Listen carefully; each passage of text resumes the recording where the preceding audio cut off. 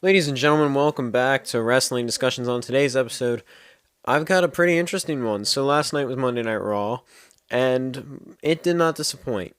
We saw, as you heard in yesterday's episode, if you watched it, we saw quite a bit in terms of different matches, in terms of diversity, and it was pretty interesting to say the least. We saw some very entertaining wrestlers, some very entertaining matches.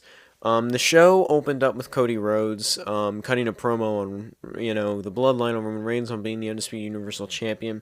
And I just want to take a second to talk about that. Cody Rhodes is one of the best talkers in all of professional wrestling due to the simple fact that his mind and his calculated way of speaking is so businesslike while also being so entertaining at the same time. He is one of those guys that is like a poet in the sense that the way he talks is that of poetry. But as he talks, you start to formulate what he's trying to say and what the bigger picture is. And when he finally gets to that bigger picture, it's like your mind was just blown by the incredible way that he fathomed that whole speech, right? Now, as he was cutting this promo, he was eventually cut off by that of the Judgment Day, by that of Dominic Mysterio, Finn Balor, and Damian Priest. Now, the Judgment Day have been a thorn in everyone's side on Monday Night Raw that isn't the Judgment Day. I mean, Rhea Ripley was a thorn in the side of Michin. She was a thorn in the side of Bianca Belair, of Asuka, Becky Lynch, Candice LeRae. She was a thorn in the side of very many people, as was, the rest of the Judgment Day. Dominic Mysterio pisses off just about everyone. Damian Priest and Finn Balor have went to war with half of the roster, if not the entire roster of Monday Night Raw. And so it just goes to show the amount of... It just goes to show everything that the Judgment Day, like everyone that the Judgment Day has issues with, and Cody Rhodes is no different. They came out, they were talking crap to Cody, Dominic specifically being upset by the fact that I guess Cody Rhodes cost Dominic his spot to win the Rumble. The thing with that is, this was an interesting storyline, I guess. It later on led to a match between Cody Rhodes and Finn Balor in the main event, which I think is entertaining. However, Cody Rhodes going to in a promo war with Dominic Mysterio, I think the only thing that was actually entertaining about that was what Cody was saying, in the sense that I will admit there have been times where I've looked at Dominic and I've thought, this kid's getting a little better on the mic. And tonight was one of those times. Last night was one of those times. But the audience, I think the thing that really got this segment over with the audience was the fact that Cody Rhodes was there, and the fact that Cody Rhodes was, doing a lot of the heavy hitting, in the sense that Dominic Mysterio mentioned Dusty, and that's all it really took. And Cody got the crowd fired up by saying he'll kick their asses. And then, we saw Edge, and we saw Edge kind of come in and attack the Judgment Day, and that whole shebang. And then that led to Cody kind of getting involved. And so in our main event, we saw Cody Rhodes versus Finn Balor, which I'll get into a little later on down the line. Now, moving on from that, we actually heard some important news. Rhea Ripley has decided who she's challenging. She's not challenging Bianca Belair. She is going to challenge Charlotte Flair. Now, again, I'm not super surprised by this. I think her versus Charlotte Flair makes a lot of sense. However, I was really hoping she would choose Bianca Belair, due to the simple fact that her and Bianca Belair, I think, have a big rivalry, right? Now, all that being said, going into this Elimination Chamber match, because it was decided last night that there will be an Elimination Chamber match to decide who will fight Bianca Belair for the Raw Women's Championship at WrestleMania.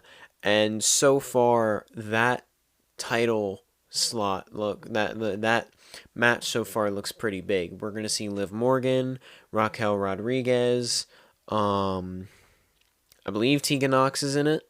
Not sure, don't quote me on that. And we're also going to see some surprise, some other people. There's going to be a Fatal 4-Way next week between, I believe, Asuka, Carmella, a couple others, somewhere around there. And so we're going to see who all's in it. Or maybe Asuka's already in it. I don't fully remember. But we're going to see a little bit more next week on who's going to be put into the match. But again, I think this is big. I think that's going to be big for going into this title match at WrestleMania. I think it will be big for Bianca Belair's title defense. And I am just going to say this now. If you're wondering my predictions for Elimination Chamber, I will give those, but it'll probably be like how it was with the Royal Rumble when we actually get to the day of the Elimination Chamber.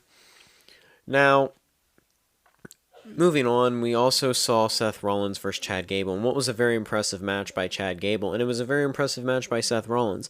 Those two had great in-ring chemistry. They put on a great match, and this is what I love about Chad Gable, and it's also what I love about Seth Rollins. They both have the ability to make both themselves and their opponent look so good in that ring, to the point where you would have thought Chad Gable was a 5-star guy. You would have thought Chad Gable was Cody Rhodes wrestling Seth Rollins. It was like watching two of your top stars on Monday Night, Seth Rollins and Cody Rhodes, facing off, and it was very entertaining. Now, Seth Rollins did get the win. However, I did notice he clutched his knee a few times. I'm not sure if this is real or if this is fake. I'm not sure if his knee is actually in pain, or at this point if it's fake. However, if it is real, he's got to be careful. And if it's fake, then this could be interesting, because I highly doubt we're not going to see Seth Rollins at WrestleMania. The issue is I don't see him wrestling at WrestleMania for the United States Championship, which means if he doesn't win the Elimination Chamber, if he doesn't become U.S. Champion, and if he doesn't go to WrestleMania to fight Theory for the U.S. title, what is going to be his place for WrestleMania is my question. Is he going to maybe somehow join the main event? And this is what I've been saying. What if we saw Roman Reigns versus Cody Rhodes versus Seth Rollins in the main event of WrestleMania in a triple threat match? That would be very interesting.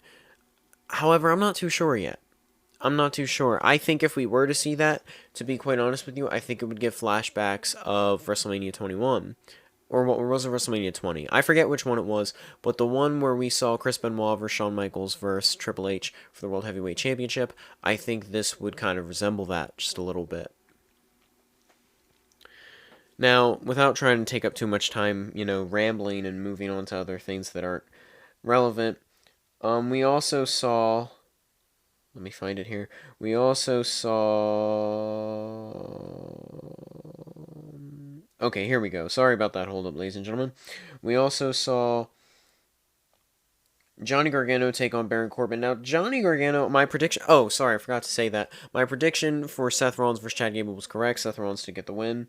My prediction for Baron Corbin and Johnny Gargano was also correct. Johnny Gargano did pick up the win in what was a very impressive match. And I like this idea of Dexter Lumis and Johnny Gargano staying friends, staying, by each other's side. It's very interesting dynamic. Now, we also saw 2 more slots left to fill for the Elimination Chamber match.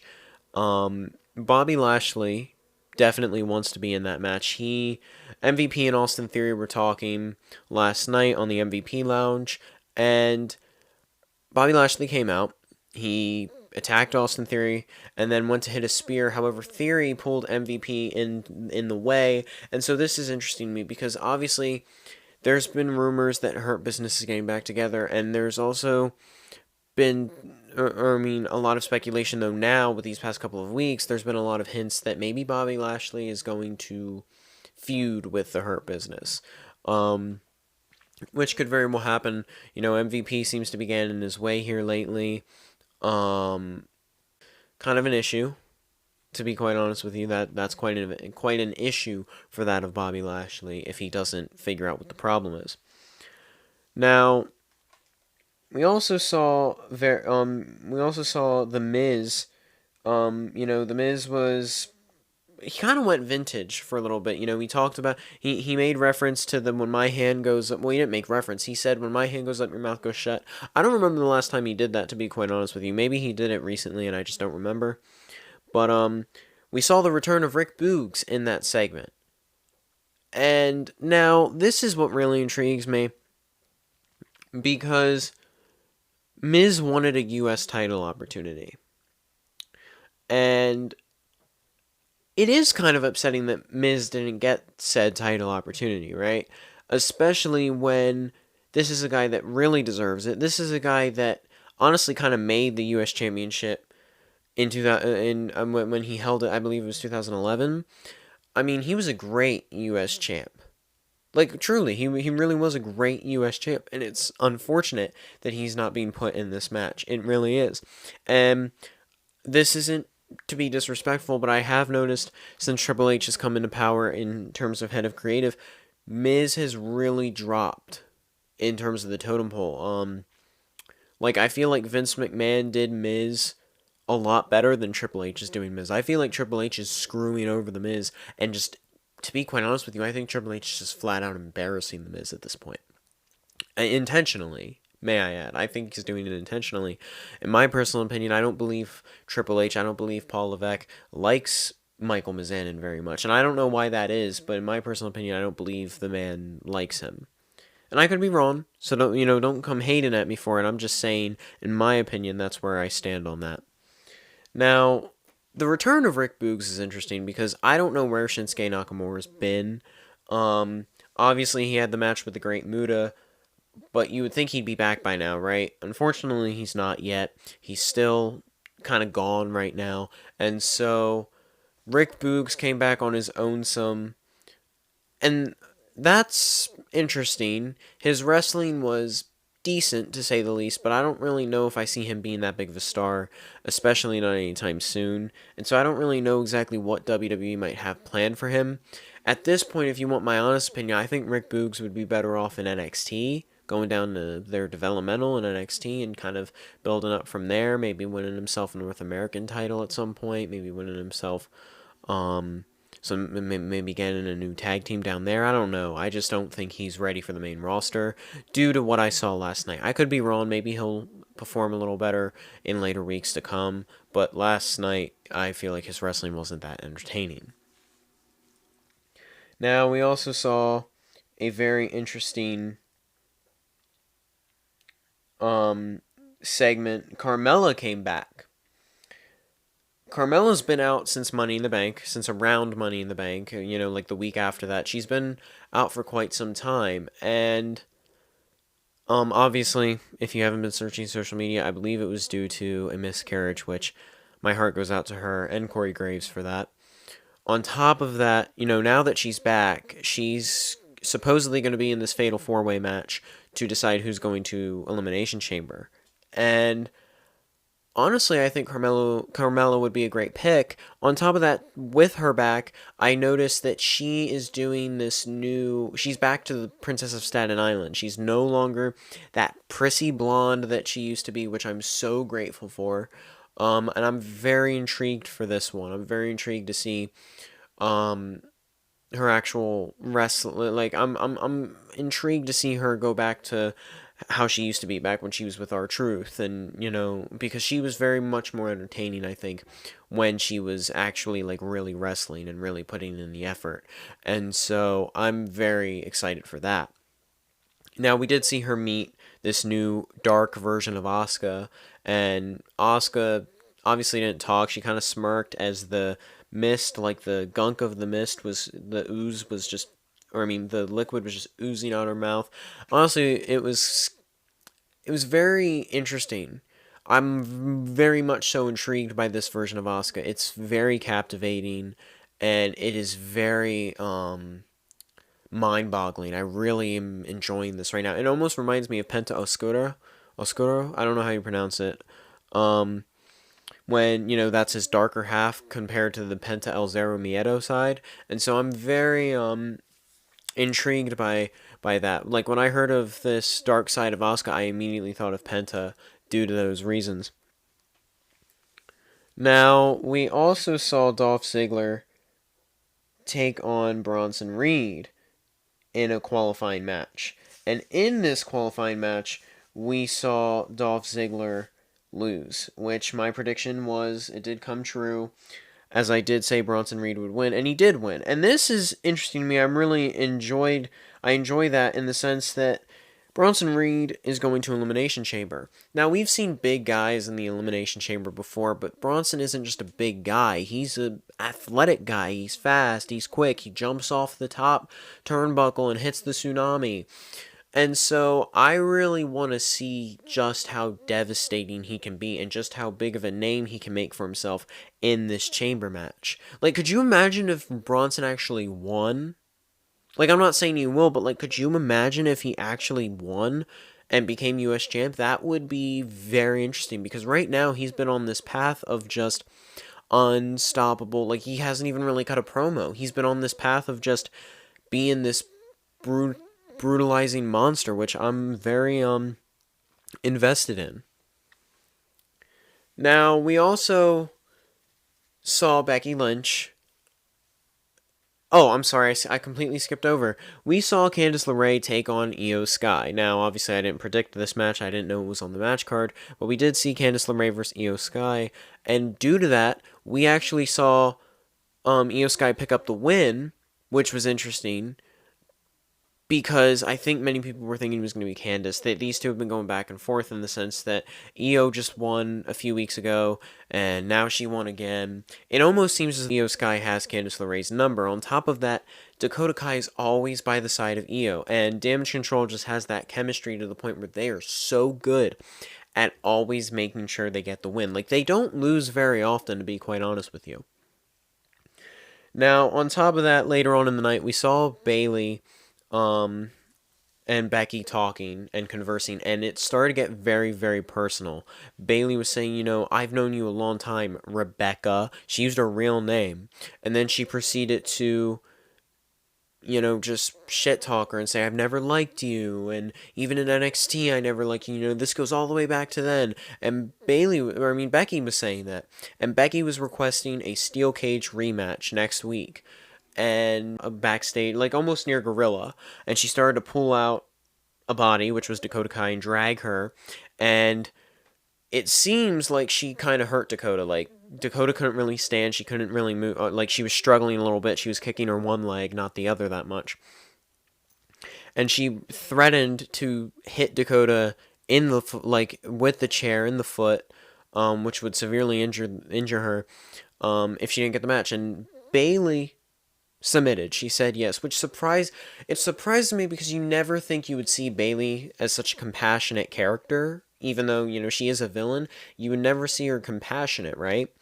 It kind of makes me happy in the sense that it shows that Damage Control really is a family right now, and there's no intention of them breaking up anytime soon. And on top of that, Becky also said, you should see Io Sky, what I did to her in the back. And so that's interesting, because that means that both of them are injured. They could both, scripted wise, could be injured, which means they might not be able to help help Bayley out next week in this steel cage match, which will be interesting, because this could finally settle things. This steel cage match could finally be the final curtain for this rivalry between Becky and Bayley. And that would be interesting, because that could lead the other two into going into Elimination Chamber to fight for the Raw Women's title, perhaps. Now, final match of the night, the main event, Cody Rhodes versus Finn Balor. It was a very entertaining match. Seeing Cody Rhodes wrestle again, like singles matches and stuff, is very entertaining. On top of that, even with him still, he's to that point where his injury is pretty much gone, but people still target it, scripted wise, which makes that more entertaining. And now, the match started to get intense due to the fact that, you were seeing the intrusions of Damian Priest, and the intrusions of Dominic Mysterio, and that's when Edge got involved. And Edge took it to Dominic, and he took it to Damian, and then Rhea started to get involved, but then that's when you saw Beth Phoenix come in and take down Rhea Ripley, and then Cody Rhodes proceeded to hit not one, not two, but three consecutive crossroads to Finn Balor, getting the win.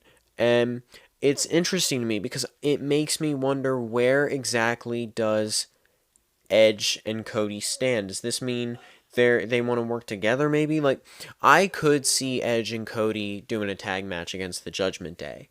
However, they might need a third as well, which would, I'm sure it wouldn't be hard to find someone willing to take on the Judgment Day, but, they would need a third. But all that being said, very entertaining main event, very entertaining night. I certainly enjoyed it. I don't know about you guys. And now, moving on, I want to talk a little bit about tonight's NXT. I don't really have an official match card. However, I am pretty sure that Vengeance Day is right around the corner. In fact, I think it is this Saturday. Don't quote me on that. I'm not 100% sure. However, I do think it's pretty soon. Braun Breaker versus Grayson Waller. That's interesting because I really don't know for sure what's going to happen between the two. However, I am still very confident that Grayson Waller might be the guy to take the NXT title away from Braun Breaker, because there is potential of seeing Braun. I don't know. There's potential of seeing Braun Breaker versus Carmelo Hayes at some point. However, I feel like if they're gonna have Grayson take the title, then Vengeance Day is the best and most opportunity, because Grayson Waller really did kind of shock the world, I think, at New Year's Evil, due to the simple fact that I think he got a lot closer to the title than anyone expected him to get. Like, I think he pulled off a very entertaining match with Braun Breaker to the point where I was getting very, very invested.